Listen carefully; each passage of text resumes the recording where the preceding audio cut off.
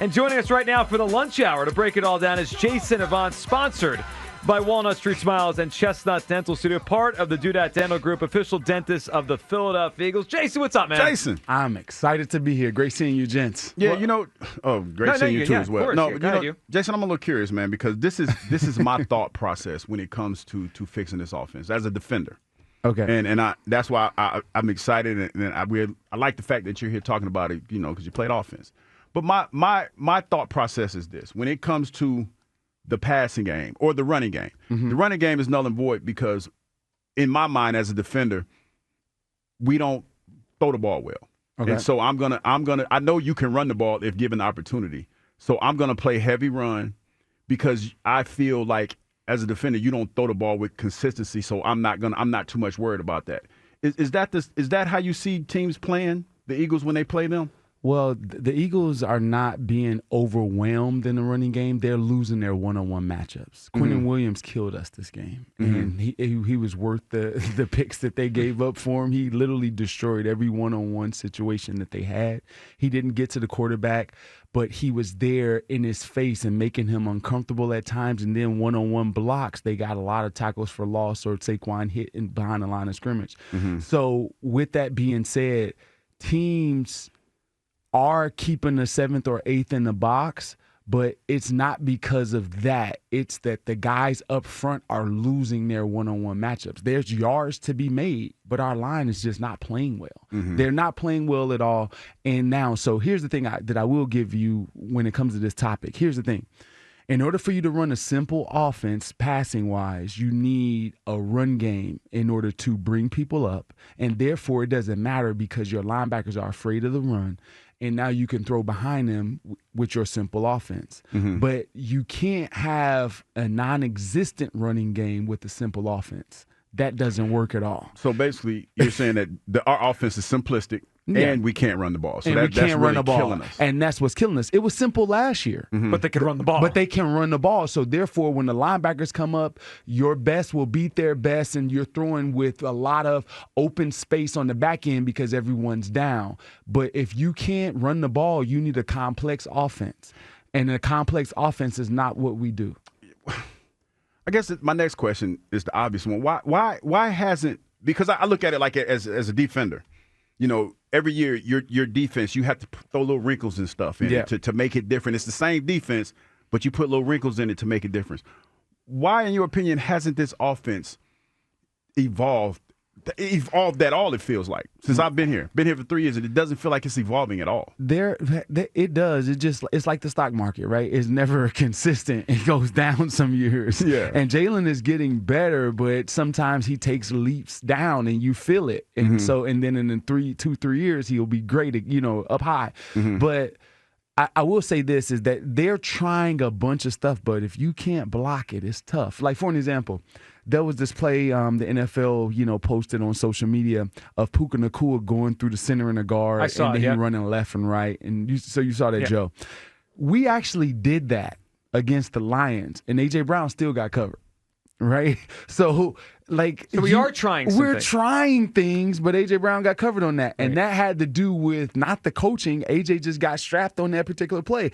It was drawn up like they wanted it, but he didn't have subtlety. He just ran a basic route. And that's when you get older, you need to add tricks to your bag. You got to be able to make defenders' feet stop. You got to have some subtlety to your route, some movement. If he leans on you and that doesn't work and you pull yourself back in position, it's not going to be successful. So there's things that they're trying. It's just that when you don't block well or your quarterback doesn't show you that he's able to pick up those concepts quick enough. So if you give a simple concept and he's on the wrong side of the field, what would give you the incentive or the idea that he's going to know something that's more complex? Yeah, probably not going to happen. It's not going to happen. This segment brought to you by Meineke. It's football season. Make sure your car is game day ready. Take your car to your locally owned and operated Meineke. Find a location near you, Meineke.com. All right, it's been clear the whole year. They're struggling to run the ball, right? They're towards the bottom of the NFL in all those metrics. And you mentioned they're losing up front. I think we've all kind of said all year, O-line's not as good, but Saquon's the same. Okay. Is that true? Like, it's 13 weeks in now, and Saquon's not getting yards. And Jason, I know it's a very small sample, but every time the ball goes to Tank Bigsby and he gets 8, I'm just like, why is he getting 8? And then the guy that's the guy is getting 1 or 2 or none. When you watch Saquon, what are you seeing right now? Well, it's a lot, and I'll give this because I'll preface it like this. When the line is not blocking proper and he's getting hit in the backfield, just like a quarterback when he's getting hit, there's going to be some I won't say fear, but you can start him a little bit. Sure, and that's what I feel. I feel like he feels he doesn't have the trust and the faith in the offensive line.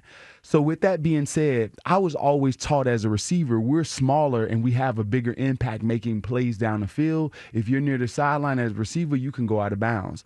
Or you're left over the middle of the field diving for a ball. You can get down and you can kind of get down underneath the hit. As a running back, I was always taught that running backs don't go out of bounds unless it's multiple defenders, and they don't go down just by, circumstance because a person is there.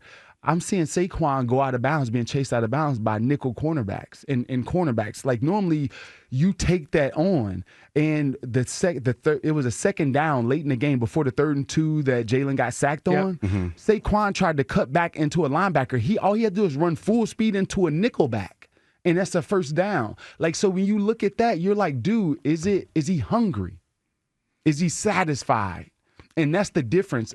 Jason Kelsey said it best. Hungry dogs run faster. And I think Tank comes in the game knowing that he may not get another rep. Like, he only got 1 rep that game. He's taking full advantage of it. He's taking full advantage of it. And I think Saquon is feeling the effects of being hit a bunch, and he is not hungry enough at this moment. Hugh, when Jason says that, I think back to a conversation you've echoed a few times on the show.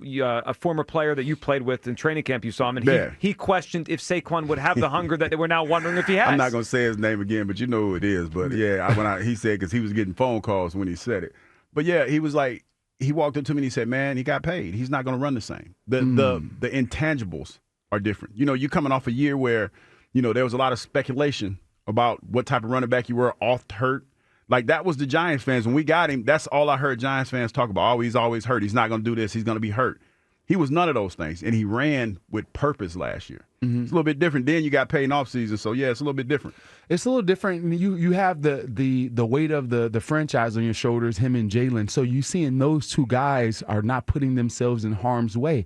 But when it comes to winning football game, especially down the stretch, fourth quarter, you're going to need that, because if you aren't that person and you're not the top tier elite of the elite when it comes to processing and getting the ball out, that can add to your game on those 3rd and 2s, 3rd and 3s. Just think about it. A 3rd and 2 to basically go down and score this game we had the Cowboys. Yep. If Jalen is Jalen, that can be picked up with his legs too. Well, I'm glad you mentioned that. And we'll go back to the phone lines in a second, give everyone a chance to talk to you, Jason. But I've rewatched that sack a few times this morning, and I know things move fast, and I'm watching a quick clip. I feel like Jalen could have run out of there. I mean, there was a spot where the right side, there was a hole, and I mean, there's a lot of mobile quarterbacks in the NFL. I would think he could run up, even if he slides. It's 6 yards, first down, chains move, and I don't know why he's not doing that. Yeah, let me explain that play to the listeners. Like, that play was basically man coverage, and they're depending A.J. Brown to win on the slant. But what do we do at the end of the game? Every game, we run hitches and we run slants. So Deron Bland turns from a feather corner, a guy that lets you release any way that you want because he thinks he's faster than you. He turns into Brandon Bronner and just stays hard inside. AJ, you are not getting inside. Kenneth Murray, the backup, Mike Backer, because Logan Wilson wasn't in the game. He forgets Jalen Hurts. He's actually a spy on Jalen Hurts. He knows the slant's coming, and he runs to the slant. That should have alerted Jalen Hurts right away that I can run this ball. Yeah. I can run this ball. The guy that spying me took off, said, forget it, because I know it's slant. Open, yeah. I know a slant's coming. So, yes, you're completely right. But I would have loved in that play Devontae Smith, backside, Siobhan Revel Jr., who's going to be a good player one day, but got every pass completed on him in that game, one-on-one. Audible to Devontae. He has the best matchup. Why go best on best when you got a best on a guy that's inexperienced that's given up every target thus far? Yeah, it was a frustrating play, and obviously from there the game was lost.